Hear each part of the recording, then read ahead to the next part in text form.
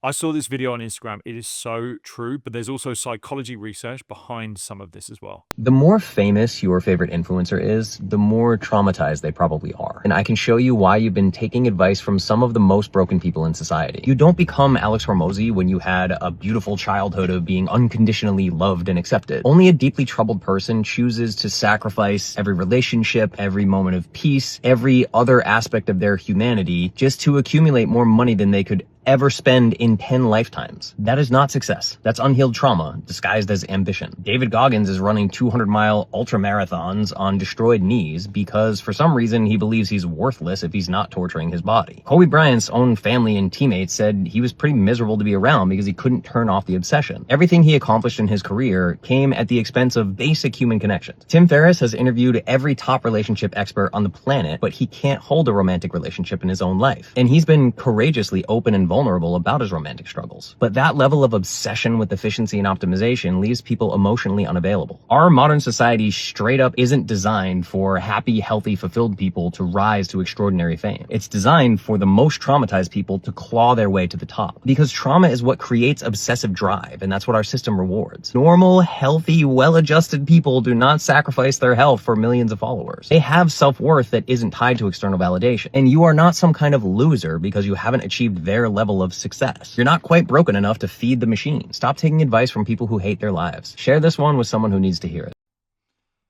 I love this video. There's so much truth in this. And there was actually a study done on athletes where they tried to figure out what the difference between super elite athletes was and elite athletes. And they described a super elite athlete as someone who went to multiple Olympics and medals. So these are multiple gold winning athletes. They went to multiple Olympics, just consistent performers over and over again. And then the elite athletes were people who went to an Olympics, but they potentially didn't medal. And they tried to figure out what the difference was between these two sets of athletes. What they found was that the super elite athletes had some sort of life event early on in their life that was traumatic. Now, how you view trauma is really interesting in this, because the trauma that they said in this research was whether it was a parent breaking up with the other parent, or maybe some sort of event that happened to them that was really a crucible moment in their life. The thing is that you can label that trauma as something negative, but these athletes have turned that trauma into something positive. They've created attributes for themselves to gain some form of success and achievement in their life. However, it does come at a cost. I've always said that if you want to be a high-performing athlete, then you have to recognize that the lifestyle is not